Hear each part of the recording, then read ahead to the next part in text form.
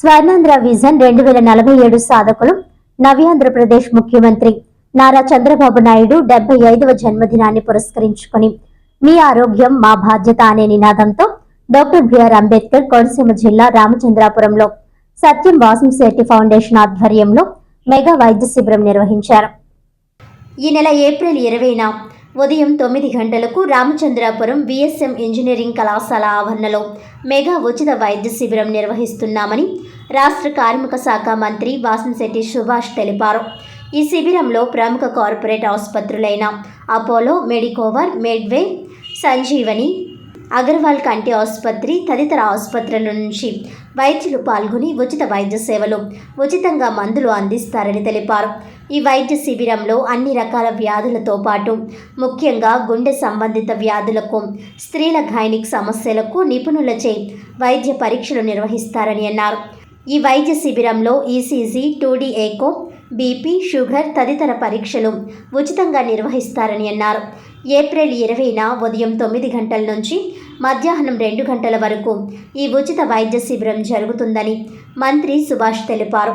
రామచంద్రాపురం నియోజకవర్గంలోని ప్రజలందరూ ఈ అవకాశాన్ని సద్వినియోగం చేసుకోవాలని కోరారు.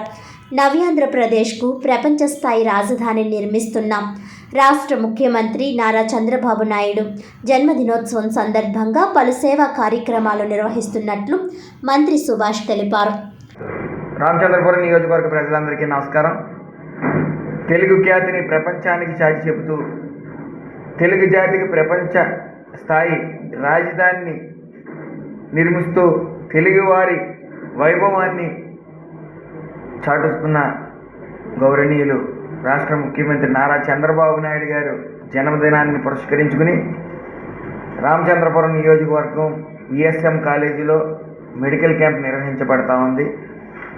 సుమారు అపోలో హాస్పిటల్స్ కానీ, Medicover hospitals, మెడ్వే, Sanjeevi hospitals, Agarwal I hospitals వారు అత్యుత్తమ వైద్య నిపుణులతో ఈసీజీలు కానీ, 2D ఈకో కానీ అన్ని పరీక్షలు కూడా మరి నిర్వహిస్తూ ఉన్నారు. సుమారు ఈ వేల రూపాయల్లో మరి మార్కెట్లో ఉంటాయి.